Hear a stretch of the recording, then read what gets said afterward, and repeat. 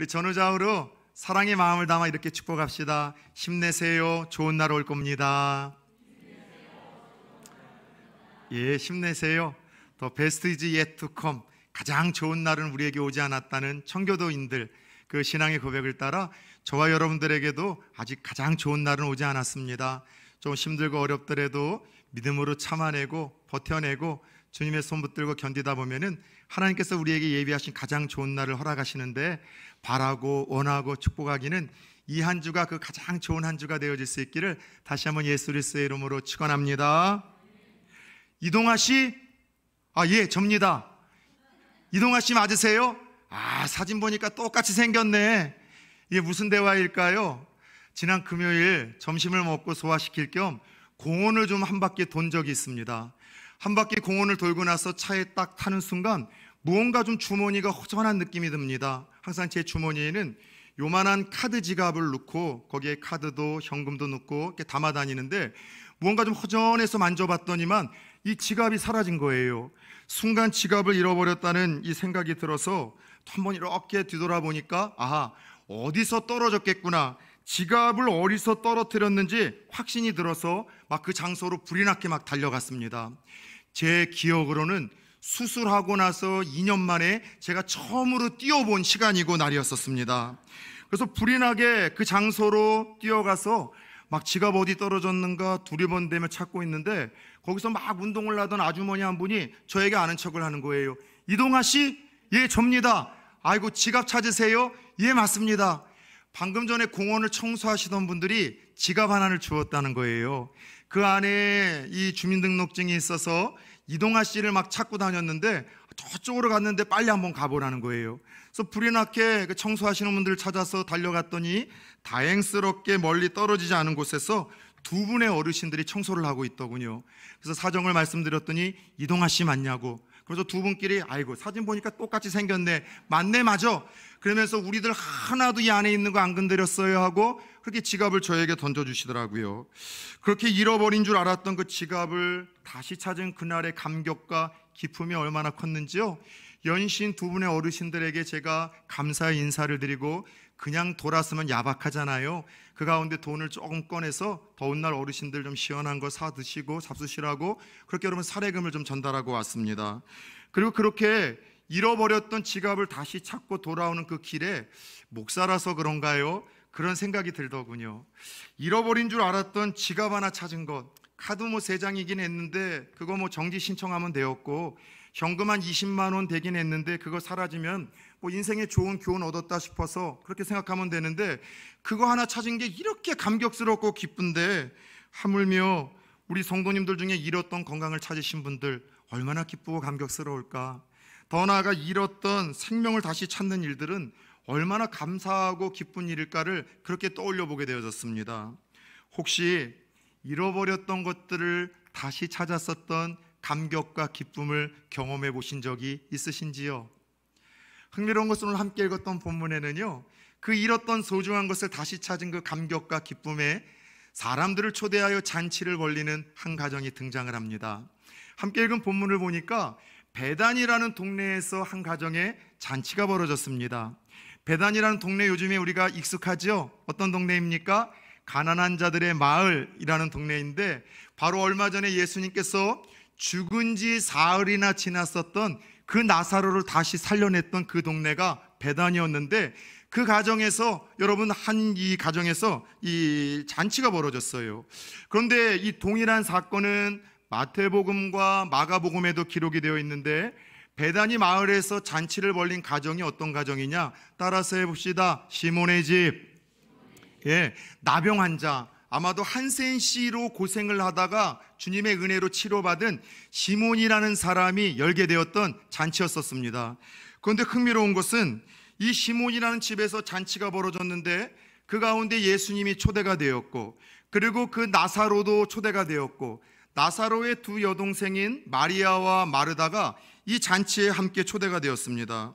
그런데 또 흥미로운 것은 너미집 잔치인데, 이 죽었다 살아난 나사로의 첫 번째 여동생이었던 마르다가 소매를 걷어붙이고서 막 이 잔치집에서 열심히 막 일을 하기 시작을 하는 겁니다. 그래서 많은 학자들이 왜 주님께서 이 한센병자 이 시몬의 집의 잔치에 왜 이 주님만이 있는 것이 아니라 이 나사로와 마르다와 마리아가 있었었고, 왜 그 가운데 마르다가 이렇게 소매를 걷어붙이고 열심을 내었는가에 대해서 가정을 하다가 이런 이야기를 했어요. 이 시몬이라는 사람은 성경에서 주님의 하신 기적이 너무나 많이 있어서 다 이 기록은 안 돼 있었지만 아마도 이 문둥병에 걸렸다가 주님의 이 은혜로 치료를 받았던 이 주인공이 바로 이 시몬이라는 사람이었을 거라는 것입니다. 근데 시몬이 누군가 하면은 마르다의 아마도 남편이었을 거라는 거예요. 그래서 아마도 자신의 남편이 치료가 되어지고 하나밖에 없는 오빠 나사로가 다시 살아난 이 감격과 기쁨에 예수님을 위해서 마르다와 그 가정이 준비한 잔치이기에 비록 시몬의 집에서 준비된 잔치이지만 이 나사로도 함께 앉아 있었었고, 이 마리아와 특별히 마르다는 자기 집 잔치인 것처럼 이렇게 팔을 걷어붙이고 열심을 내었다는 것이죠. 그런데 그렇게 흥겹게 잔치가 벌어지고 있는 가운데 갑자기 흥겨운 잔치의 분위기가 깨지는 뜻밖의 일이 벌어집니다. 어떤 사건이 벌어졌는가? 3절을 한번 같이 볼까요? 시작. 마리아는 지극히 비싼 향유 곧 순전한 나드 한 근을 가져다가 예수의 발에 붓고 자기 머리털로 그의 발을 닦으니 향유 냄새가 집에 가득하더라. 아멘. 흥겹게 잔치가 벌어지고 있는데 식사를 하고 있었던 예수님에게 이 나사로의 두 번째 동생이었던 마리아가 와서 자신이 가지고 있었던 향유 옥합, 아마도 평생 모았던 그녀의 혼수용품이었던 것 같습니다. 그 옥합을 깨트려서 예수님 발에 다 붓는 거예요. 그리고 거기서 끝나는 것이 아니라 자기의 머리를 풀어 여러분 예수님의 발을 막 닦고 있는 뜻밖의 장면이 연출된 거죠.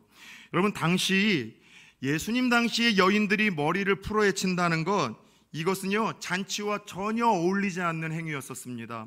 여인들이 머리를 푼다는 것은 죽음을 연상시키는 슬픔을 여러분 의미하는 행위입니다. 그래서 흥겨워야 될 잔치에서는 전혀 어울리지 않는 이 행동을 지금 마리아가 한 거예요. 상상이 되십니까? 흥겹게 여러분 노래하고 잔치를 벌이고 있는데 죽음을 연상하고 슬픔을 의미하는 그 행위의 일들을 그 여인이 지금 했던 것이죠. 게다가 오늘 그녀가 주님께 부어드린 향유가 함께 읽은 말씀 3절을 보면은요 지극히 비싼 나두향이었다라고 이야기를 합니다. 나두향유라는 것은 인도 고산지대에서 나는 희귀한 식물에서 채취되어지는 아주 고급 여러분 향수 재료였었습니다. 그래서 이 당시 무언가 그런 화폐를 금이나 혹은 지금처럼 뭐 주식이나 코인으로 환전할 수 없을 때 여인들의 입장에서는 무언가 자기 앞가림을 위해서 어떤 이 화폐를 이 자기가 어떤 재산으로 이 바꾸는 일들 중에 자주 했었던 것이 이런 고급 향료, 향품들을 사서 혼수품으로 준비하는 거였었어요. 그리고 오늘 가룟 유다의 계산으로 보자면은 이와 같이 주님에게 쏟아부었던 이 향유가 무려 300데나리온의 가치가 있는 향유였었다라고 고백을 합니다. 여러분 300데나리온의 가치 얼마일까요? 그 당시 건강한 성인 남성이 일하고 하루 받는 품삯이 1데나리온이었습니다.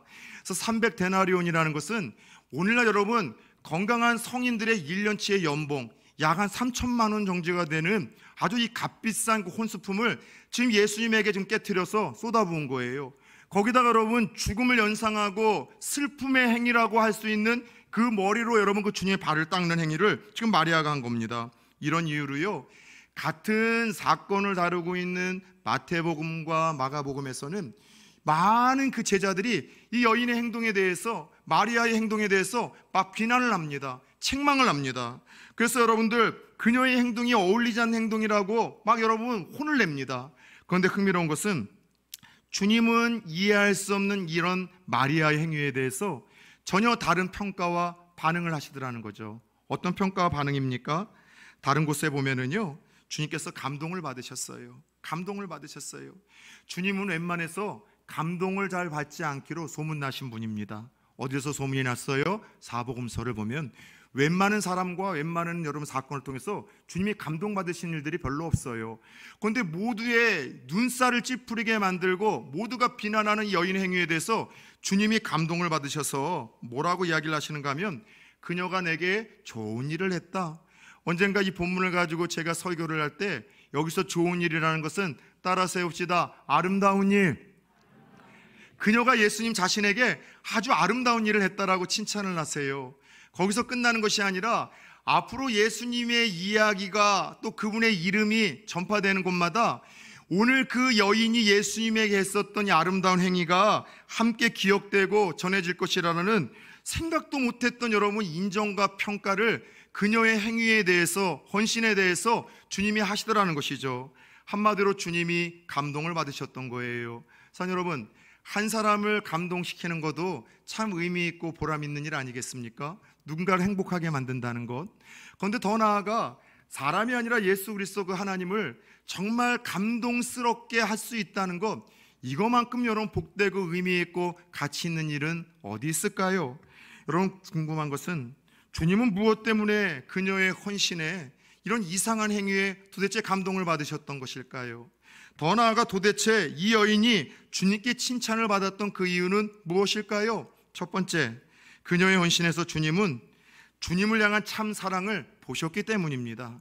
그녀의 이해할 수 없는 비난받는 그 헌신에서 그 헌신 내면에 숨겨져 있는 그녀의 그 동기, 어떤 마음이요? 주님을 향한 사랑, 감사의 마음을, 그 주님을 향한 그 사랑을 주님이 알고 보셨기 때문이에요. 지난 목요일 날 아주 좀 의미 있는 교제와 만남이 있었습니다. 부정교회 우리 박성규 목사님과 또 목사님 함께 교제하고 싶어하는 한 7분의 우리 목사님들이 서울에서 부산을 좀 내려오고 대구에서 그리고 광주에서 마산에서 울산에서 함께 모여서 좀 바닷가에서 같이 좀 밥도 먹고 차도 마시고 뮤지컬도 보면서 특별한 좀 교제 시간들 좀 따로 가졌어요. 그리고 밥 먹고 또 우리가 교제하는 가운데 박성규 목사님이 이런 이야기를 하시더라고요. 목사님들 최근에 교회에 열심히 섬겼었던 몇몇 성도님들과 장로님, 권사님들이 돌아가셨어요. 그러면서 아무개 장로님 아세요? 하자 모두가 예, 그 장로님 알죠? 돌아가셨어요? 함께 안타까워하는 거예요. 또 아무개 권사님들 혹시 아시는가요?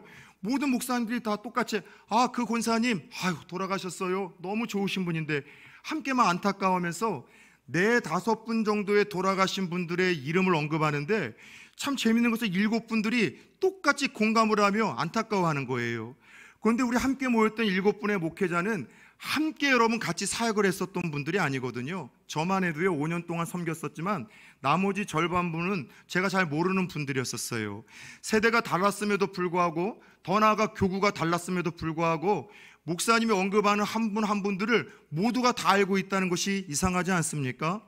부산 초원교회는 얼마 되지 않아서 여러분 성도님들이 서로를 다 알 수 있어요. 그러나 제가 섬겼던 대형 교회들은요 목사들이 자기의 교구 식구들을 모르는 경우들도 있어요. 제가 섬겼었던 한 교회 교구 식구들은요 여러분 성도들만 2,000명이 됩니다. 웬만한 대형 교회 여러분 담임 목사의 역할을 해야 되는데 성도들을 잘 몰라요. 하물며 내 교구가 아니라 다른 교구의 식구는요 알 수도 없고 아는 척 했다가는 절대로 안 됩니다. 큰일 납니다. 여러분 그러다 보니까 잘 몰라요.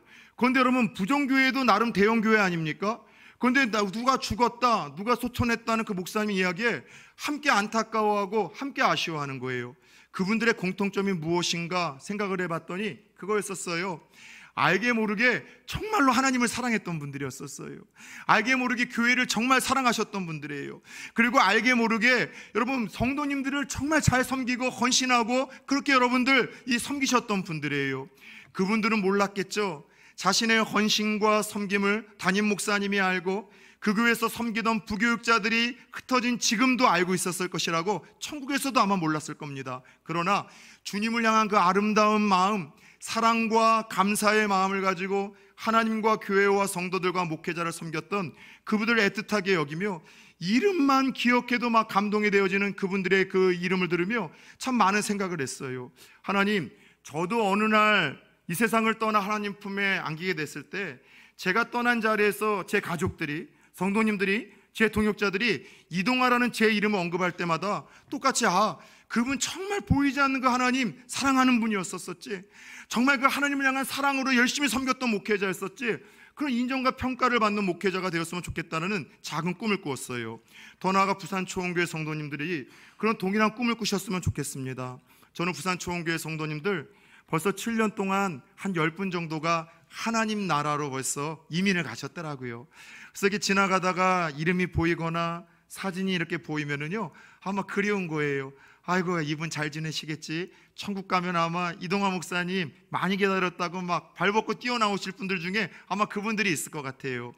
남은 우리 어르신들, 하나님의 은혜로 모세처럼 120세까지 기력과 시력이 쇠하지 않고 장수하는 복이 넘칠 수 있기를 축원합니다. 근데 그냥 오래만 사시는 것이 아니라 여러분들의 이름만 들어도 모두가 감격할 만큼 그동안 여러분이 교회를 섬기고 성도님들을 섬기고 또 곳곳에서 여러분들 사회를 섬겼었던 그 모든 동기와 그 모든 목적이 정말 사랑과 감사한 마음으로 섬겼기에 많은 이들에게 감동을 주며 이 세상을 떠날 수 있는 우리 모든 성도님들 되어줄 수 있기를 예수 그리스도의 이름으로 축원합니다. 마찬가지로 오늘 이 예수님은 모든 사람들이 비난하고 책망하고, 아니 이해조차도 할 수 없었던 이 마리아의 헌신에 여러분 감동을 받았던 건 다른 것 아니에요. 이해할 수 없는 그녀의 그 행동, 뜬금없는 그녀의 행위 속에 감춰진 그 마음과 동기를 주님 아신 거예요. 그녀가 정말 나를 사랑해서 내게 받은 그 은혜가 너무나 감사해서 이렇게 표현하고 있다는 것을 적어도 주님은 알아채시고 인정해 주셨던 것이죠. 오빠를 다시 살려주신 그 주님께 마리아는 너무 감사했던 거예요. 그 주님을 너무 사랑하는 마음에 그렇게 표현했던 거예요. 죽었던 오빠를 다시 살려주시고 자신에게도 영원한 생명이 있음을 알아 죽음 너머에 영원한 부활의 소망을 주신 그 주님을 향한 감사와 사랑 때문에 그녀에게 있어서는 낭피라고 여겼었던 여러분 그 300데나리온의 향유도 아깝지 않았었고, 머리를 풀무로 말미암아 수치스러운 여인이라는 비난도 여러분 그녀는 감수할 수가 있었던 것입니다. 여러분, 그래요, 자주 얘기했던 것처럼 정말 사랑하는 사람에게는요, 돈을 쓰고 시간을 쓰고 또 여러분들 내가 가지고 있는 것을 내어주어도 아까운 마음이 들지 않아요. 돈 쓰고 시간 쓰고 마음을 써도 아까운 마음보다는 그저 모자란 마음뿐이죠. 더 하고 싶은데 이거밖에 못한 것, 더 하고 싶은데 그럴 수 없었던 것에 대해서 후회하는 마음이죠. 부부끼리 사랑합니까? 여러분들, 교제하는 사람들 중에 사랑하는 커플들이 있습니까? 사랑한다고 이야기를 하면서 바쁘다는 핑계로 상대가 여러분 시간을 요구할 때 함께 여러분 곁에 멈춰주지 않는다면 그거 진짜 사랑 아니에요.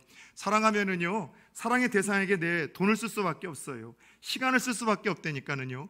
내가 가지고 있는 열정을 쏟을 수밖에 없어요. 따라서 오늘 이 사건의 첫 번째 교훈은요, 많은 목사님들이 말하는 거 그거 아니라니까는요.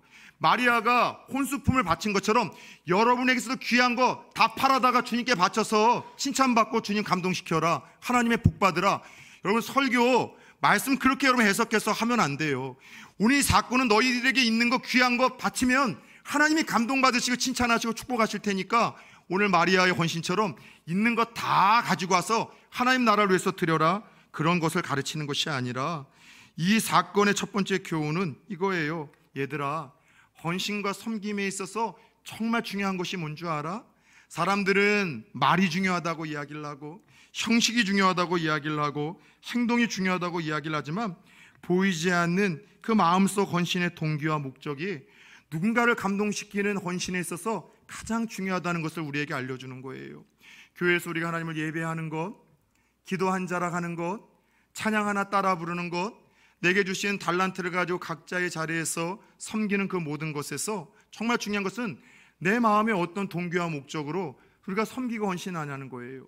정말 주님을 사랑하는 그 마음, 하나님 내게 주신 거에 대한 그 감사한 마음이 그 모든 섬김과 헌신의 출발이 되는지, 우리가 사회에서 직장 생활을 하며 세상 사람들을 섬기는 것도 마찬가지이고, 교회에서 우리가 예배를 드리며 하나님을 섬기는 것도, 각자 여러분 자리에서 봉사를 하는 그 섬김도 정말 하나님을 감동시키고 누군가를 감동시키는 섬김과 헌신이 되기 위해서는 그 마음에 무엇보다도 사랑과 감사의 마음이 담겨져 있는지를 우리가 날마다 진단을 하며 그 마음으로 출발해야 된다는 것, 그래야 하나님이 감동을 받고 세상이 감동을 받는다는 것을 오늘 우리들에게 이 사건을 통해서 알려주신다는 것이죠. 사랑하는 여러분, 저와 여러분의 섬김과 헌신이 주님을 향한 사랑과 감사의 마음으로 출발될 수 있기를 축원합니다. 이런 이유로 오늘 이 성경은 마리아의 헌신에 가룟 유다가 보였던 반응에 우리의 시선을 이끌어갑니다. 오늘 이 헌신의 가룟 유다가 어떻게 반응했을까요? 4절에서 5절 말씀을 같이 한번 볼까요? 시작. 제자 중 하나가 예수를 잡아줄 가룟 유다가 말하되 이 향유를 어찌하여 300데나리온에 팔아 가난한 자들에게 주지 아니하였느냐 하니. 아멘.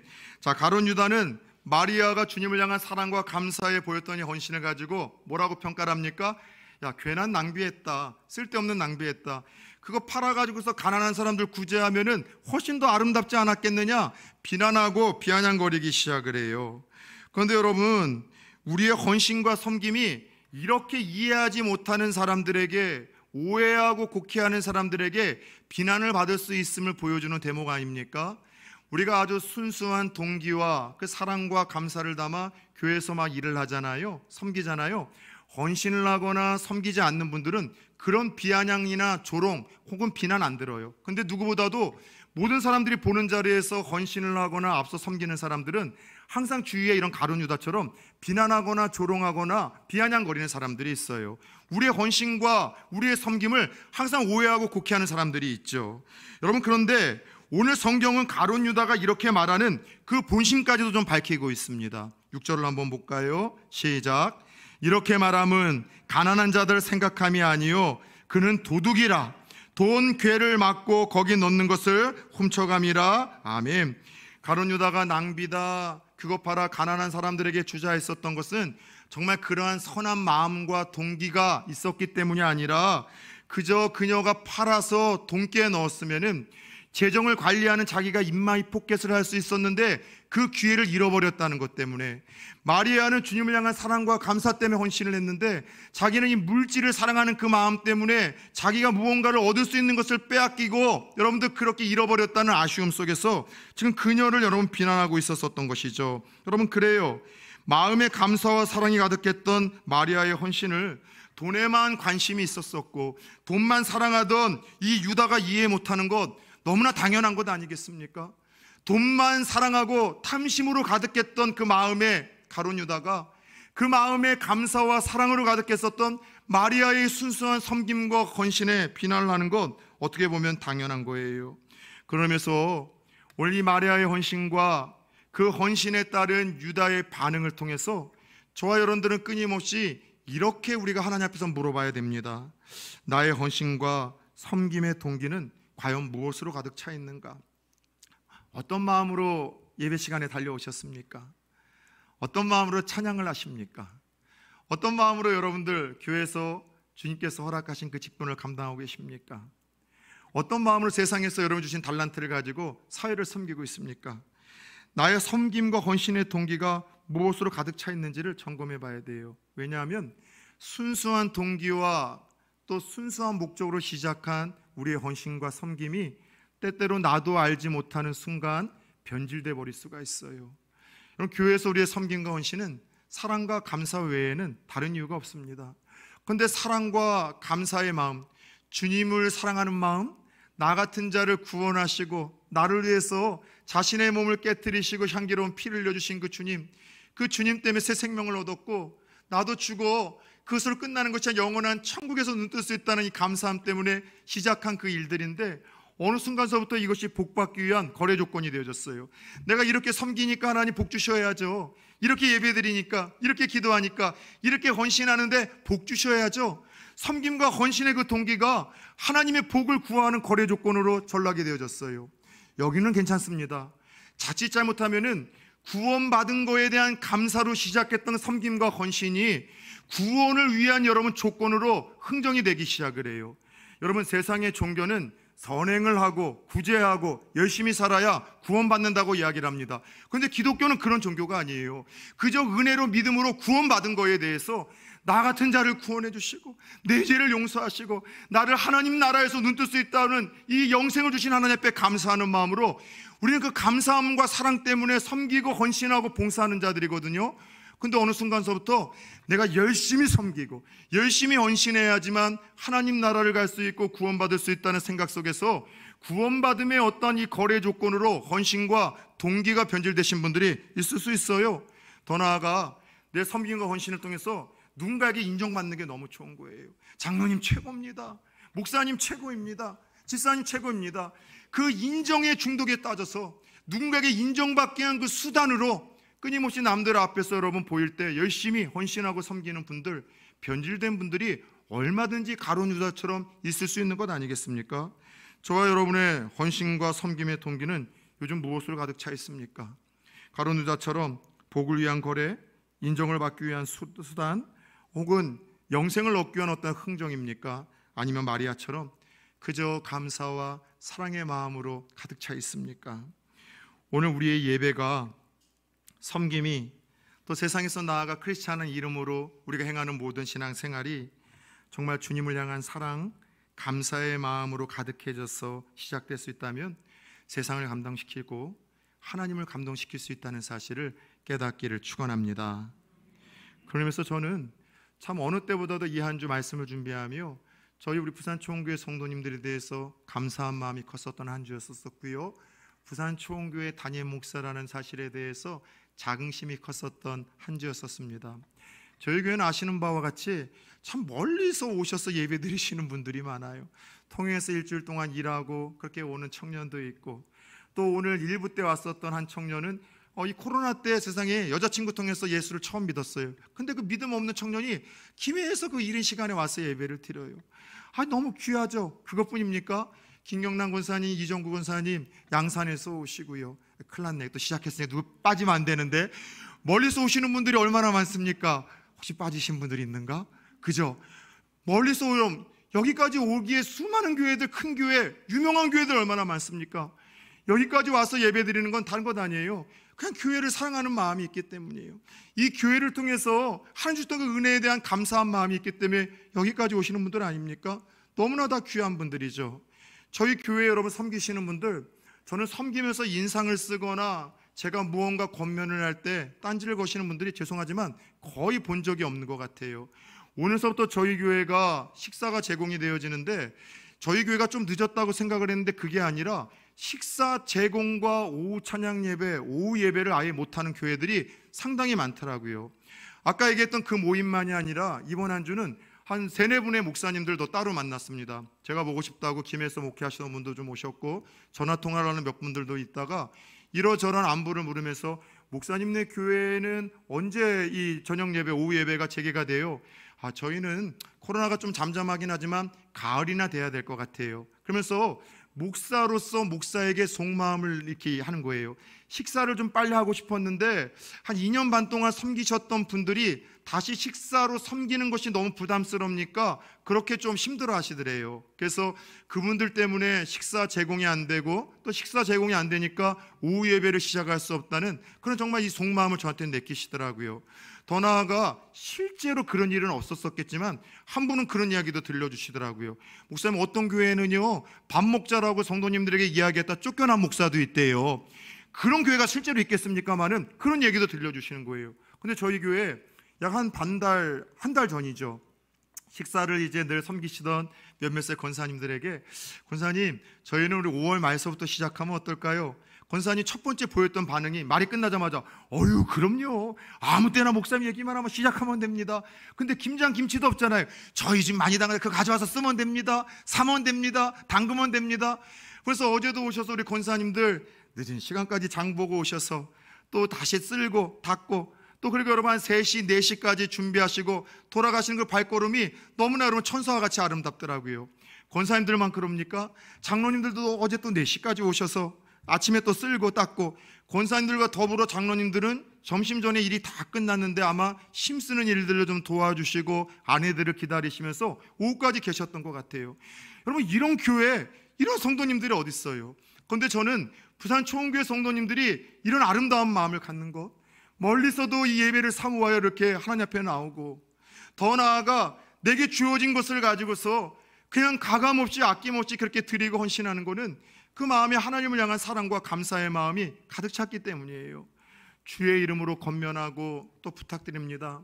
하나님의 사랑과 감사함으로 시작되고 있는 저와 여러분의 예배와 섬김과 헌신의 삶이 여러분들 중간에 변질되지 아니하고 하나님 날아가는 그날까지 쭉 이어져서 우리가 섬기면 섬길수록, 헌신하면 헌신할수록, 그것이 교회 아니든 세상이든 가정이든 내 주위의 사람들을 감동시키는 또 다른 주인공들이 다 되어질 수 있기를 주 예수 그리스도의 이름으로 축원합니다.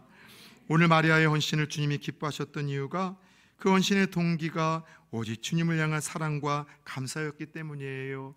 주님 더 사랑하는 마음으로 가득 채워 주옵소서. 하나님 더 사랑하는 마음으로 가득 채워 주옵소서. 그러면은 내게 있는 건 아깝지 않은 거예요. 주님을 사랑하는 마음으로 더 가득 채워 주옵소서. 아까 우리 예배 전 함께 고백했던 그 찬양처럼 큰 은혜를 주신 내 예수시니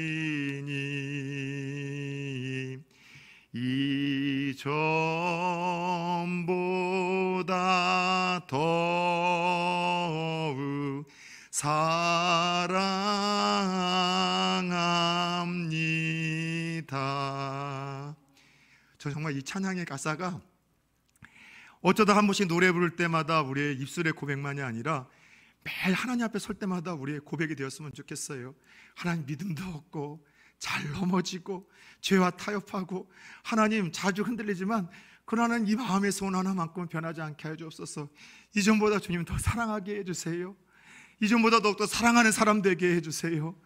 그 마음으로 우리가 하나님 앞에 나아가 예배하고 섬기고 헌신할 때 그것이 크든 작든 화려하든 초라하든 하나님의 마음을 감동시키고 주님께 기억될 수 있다는 사실을 오늘 이 사건을 통해서 가슴에 새길 수 있는 저와 여러분들 되어지길 축원합니다. 두 번째, 주님이 모두가 이해하지 못하는 그녀의 헌신에 감동을 받으셨던 이유는요, 그녀의 헌신에서 섬김과 헌신의 기회를 놓치지 않는 지혜를 보셨기 때문입니다. 여러분, 젊은 친구들은 이런 이야기를 자주 합니다. 사랑은 타이밍이다. 때가 중요해서 사랑은 여러분 이 타이밍이 중요하다는 겁니다. 그래서 여러분들 늦게 고백을 하게 될 때는요 뺏기기도 하고 사랑의 대상을, 너무 빠르게 고백할 때는 사랑의 마음이 여러분 연글기 전에 고백을 해서 무언가 여러분 차이기도 하고, 그래서 사랑이 정말 중요한 것은 타이밍이라고 이야기를 합니다. 여러분, 사랑만 타이밍입니까? 감사도 사과도 타이밍 아니겠습니까? 누군가에게 어떤 은혜를 입었잖아요. 그때 여러분 감사할 때는 상대방의 마음에 감동을 주는 거예요. 근데 한참 지나서 감사를 해요. 그건 여러분 사람들을 비웃는 것 아니겠습니까? 무시하는 거죠. 사과도 마찬가지예요. 여러분, 내 실수로 인해서 누군가의 기분이 상했을 때 그 즉시 마음을 담아 여러분 쏟아내고 표현하는 사과가 상대방의 마음을 누그러뜨리고 감동시키는 거지, 시간 다 지나서 뒤늦게 수습하기 위해서 하는 사과는요 매가리가 없고 힘이 없습니다. 사랑도 사과도 감사도 타이밍이 중요해요. 그런데 섬김과 헌신도 여러분 그 타이밍, 때가 중요하다는 사실을 오늘 사건을 통해서 보여주셔요. 왜냐하면 오늘 사건은요 특별히 마리아가 주님께 헌신한 그 시기, 그때를 상당히 성경은 부각을 시킵니다. 함께 읽은 본문 1절을 한번 좀 볼까요? 시작. 6월절 엿새 전에, 여기까지만. 여러분, 이 사건이 언제 벌어졌다고요? 6월절 엿새 전. 이게 언젠가면 예수님이 십자가 돌아가시기 일주일 전에, 6일 전에 이 사건이 벌어졌다는 거예요. 여러분, 요한복음은 상당히 흥미로운 구조로 되어 있습니다. 1장에서 11장까지는요 예수님의 3년 동안의 공생의 행적이 다 기록되어 있어요. 3년 동안의 그 긴 사건들이 1장에서 11장까지 기록이 되어졌죠. 그런데 오늘 사건이 시작되는 12장에서 21장까지는요 예수님의 일주일의 삶이 농축이 되어져서 다 기록이 되어졌어요. 그분이 이 땅에 오신 목적대로 십자가 죽음을 준비하며 그 모든 과정에서 일어나는 일들을, 일주일의 사건들을 다룸으로 인해서 바로 오늘 본문 요한복음 12장서부터는 아주 중대한 인생의 전환점을 예수님이 맞이하십니다. 십자가에서 죽으심을 준비하기 위해서 첫 번째 여러분 경험한 사건을 오늘 마리아가 헌신한 이 사건을 다루고 있어요. 이때부터 종교 지도자들은 예수님 죽일 계획만 세웁니다. 이 죽은 나사로가 살아났기 때문에 많은 유대인들이 유대교를 버리고 기독교로 갔기 때문에 이 예수 죽여야 되겠다, 사람 살려야 될, 생명을 살려야 될 사명이 있었던 대제사장들과 종교 지도자들이 사람을 죽이려고 해요. 한 사람 죽여서 우리 종교와 전통을 살리자. 얼마나 우습습니까? 더 나아가 가룟 유다는요 이때부터 예수님 팔 궁리와 생각만 하기 시작합니다. 자신을 죽이려고 하는 음모가, 자신을 팔려고 하는 배신이 진행되고 있는 상황을 그분이 모르셨으면 속이라도 편하셨겠지만 다 아시고 다 보시는 상황 속에서 주님의 마음이 얼마나 힘드셨겠습니까? 그런데 이 슬프고 속상한 상황 속에서 예수님에게 위로와 기쁨이 되어준 이는 십자가 죽음을 앞두며 시작하는 한 주 속에서 오롯이 마리아 한 명뿐이었었어요. 다시 말해 마리아는 예수님이 가장 힘드셨을 때, 그분이 곧 잡히시어 섬길 수 있는 때가 이제 없을 때, 바로 그 가까웠을 때 헌신을 보여주고 있어요. 아마도 마리아는 여인의 직감으로 알았던 것 같아요. 예수님 눈빛이 좀 다르고 표정이 다르고 그분의 말씀이 좀 달라요. 실제로 마리아를 등장시킬 때마다 항상 예수님의 발치에서 말씀을 듣는 마리아의 모습을 성경은 소개하고 있습니다. 사랑은 여러분, 사랑하는 대상을 위해서 시간과 돈과 물질을 쏟아도 아깝지 않을 뿐만이 아니라 사랑은요, 사랑하는 대상에 가까이 여러분 머물기를 원해요. 사랑하는 대상에 가까운 곁에 머물기를 원하는 것, 이게 사랑인데 마리아는 주님 사랑해서 늘 발곁에서 주님의 말씀을 들었어요. 말씀을 통해서 여인이 가진 특별한 어떤 직감을 통해서 예수님이 떠나시려는가 보다, 아마 그런 감각을 가졌었고, 그 섬길 수 있는 때가 그리 많지 않다는 직감 속에서 그녀가 예수님을 섬겼을 때 예수님은 그녀가 자신의 장례를 준비하는 것이라며 그녀의 헌신에 특별한 의미를 부여하시며 감동받으신 이야기를 설명하십니다. 이걸 보면은요, 주님을 감동시키는 헌신에는요, 마음의 동기도 상당히 중요하지만 더불어 따라 세웁시다. 헌신의 타이밍도 중요하다. 섬김의 그 타이밍이 참 중요한 것 같아요.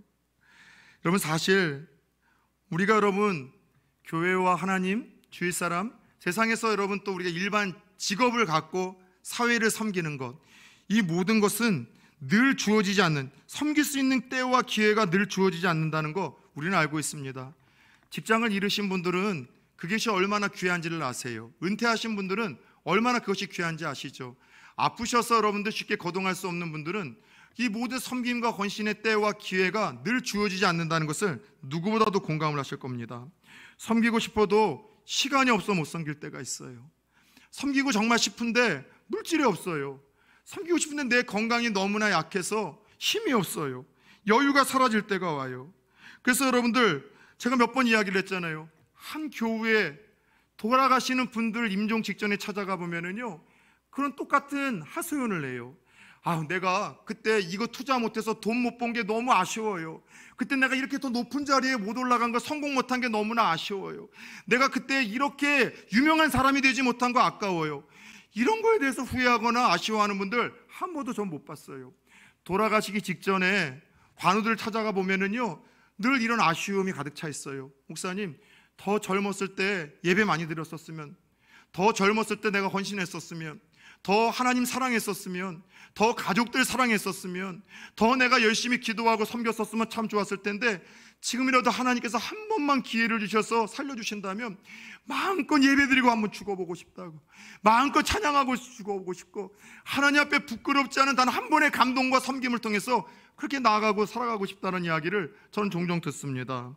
여러분, 힘이 있고 건강하고 여유가 있다는 것 하나님이 주시는 기회예요. 섬김의 기회예요. 헌신의 기회예요. 기회는 항상 있는 것 아닙니다. 그러면서 요즘 여러분에게 젊음이라는 기회를 주셨습니까?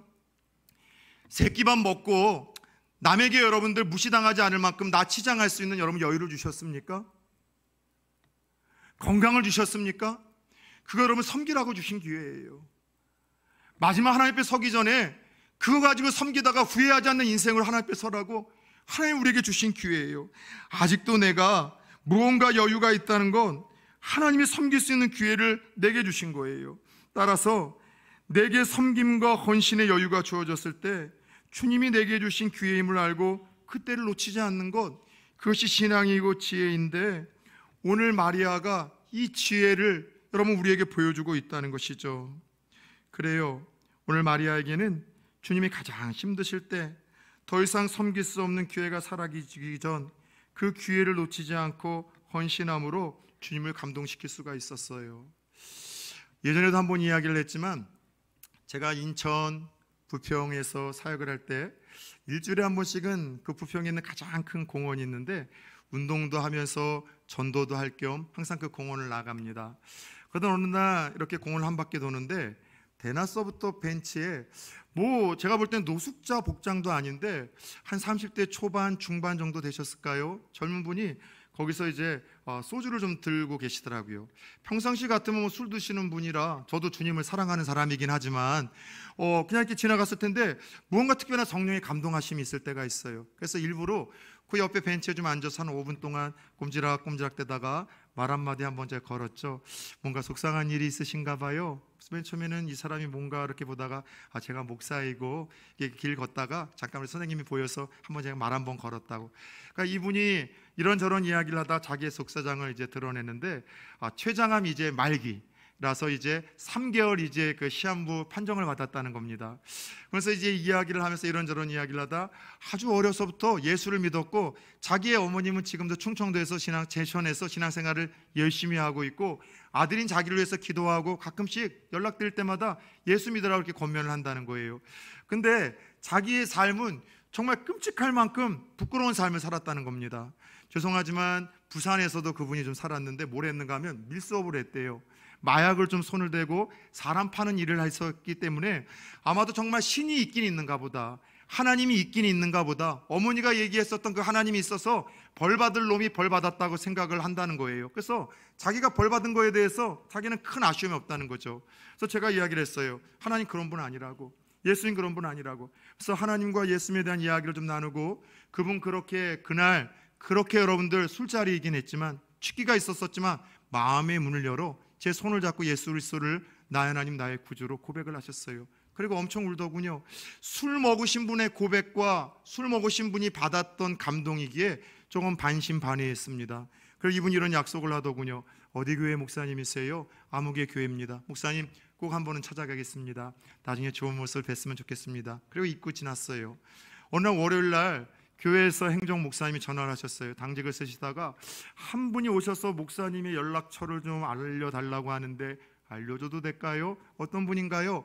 공원에서 만났던 한 분이라는 얘기를 하시길래 제가 달려갔습니다. 말끔한 모습으로 정말 해와 같은 밝은 모습으로 오셨어요. 그래서 하시는 이야기가 좀 병이 낫는 줄 알았어요. 그랬더니 병은 더 깊어졌고 이제 중국으로 가서 마지막 이제 또 치료도 좀 하고 마지막 선교도 하다가 죽으실 준비를 한다는 거죠. 그래서 하는 얘기가 저한테 이런 얘기를 따로 이제 이야기를 하던 목사님 만난 거는 어머니가 이제 예수를 믿다가 이제 그 사이 3개월 안에 이제 돌아가셨고 제천에 이제 무언가 조금 어머니 집과 텃밭이 있는데 자기는 이제 죽으니까 평생 한 번도 어머니의 뜻대로 하나님을 감동시키는 일을 하지 못해서 죽기 전에 무언가 감동시킨 일이 있을까 생각을 하다 그곳에 목사님 교회를 하나 짓고 싶은데 목사님 그곳에 담임 목사님 되어줄 수 있겠냐고.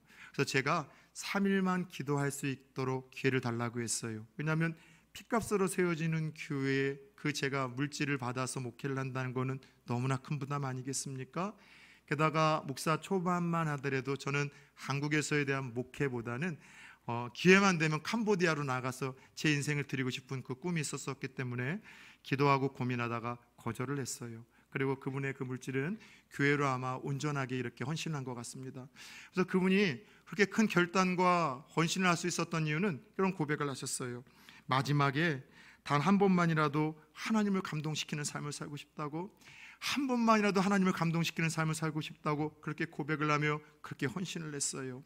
사랑하는 여러분, 자주 얘기를 했듯이 성경에서 제일 부러워하시는 분들이 젊은 여성분들은 2명이 있다면서요. 첫 번째는 하와. 왜 하와가 부럽냐? 시어머니가 없어서 시집살이 안 해서 그녀가 부럽다고 하고, 두 번째 부러운 사람은 평생 마음껏 죄짓고 살고 즐기고 살다가 죽기 전에 예수님 고백하고 예수님 십자가 옆에서 예수 믿고서 구원받은 강도가 제일 부럽대요. 자기 하고 싶은 거 다 살고 헌신과 섬김과 희생 한 번도 안 하고 마음껏 즐기고 살다가 구원받았으니 얼마나 좋냐는 거예요. 근데 저는 만약 그 마지막 때 구원받은 강도를 만나서 우리가 이야기를 한다면 그 강도는 우리를 너무나 부러워할 것 같아요. 섬김의 헌신의 기회가 있는 여러분들이 너무 부럽다라고 아마도 강도는 고백을 할 거예요.